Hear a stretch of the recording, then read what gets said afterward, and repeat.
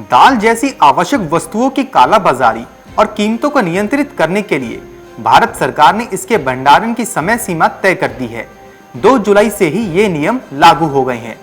मूंग को छोड़कर सभी दालों के लिए 31 अक्टूबर 2021 तक स्टॉक सीमा निर्धारित की गई है।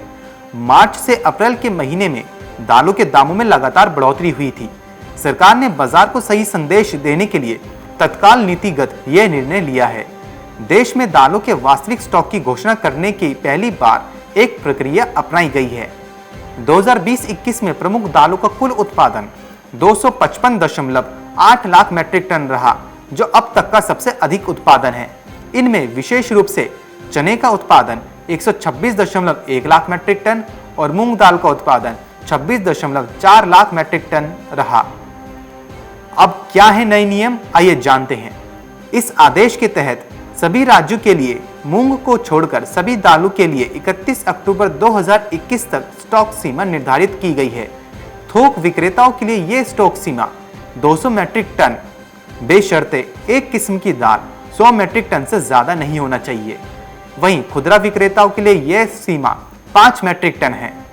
मिल मालिकों के लिए यह सीमा उत्पादन के अंतिम 3 महीनों या वार्षिक स्थापित क्षमता का 25% है। जो भी ज्यादा होगा वो होगी। वहीं आयातकों के लिए यह स्टॉक सीमा 15 मई 2021 से पहले रखे गए या आयात किए गए स्टॉक के लिए किसी थोक व्यापारी के समान ही होगी और 15 मई 2021 के बाद आयात किए गए स्टॉक के लिए थोक विक्रेताओं पर लागू स्टॉक सीमा शुल्क निकासी की तारीख से 45 दिनों के बाद लागू होगी। अगर संस्थाओं का स्टॉक निर्धारित सीमा से अधिक है तो उन्हें उपभोक्ता मामलों के विभाग के ऑनलाइन पोर्टल FCAINFOWEB.nic.in पर उसकी जानकारी देनी होगी। इस आदेश की अधिसूचना जारी होने के 30 दिनों के अंदर निर्धारित सीमा के भीतर लाना होगा। Bureau report, market times TV.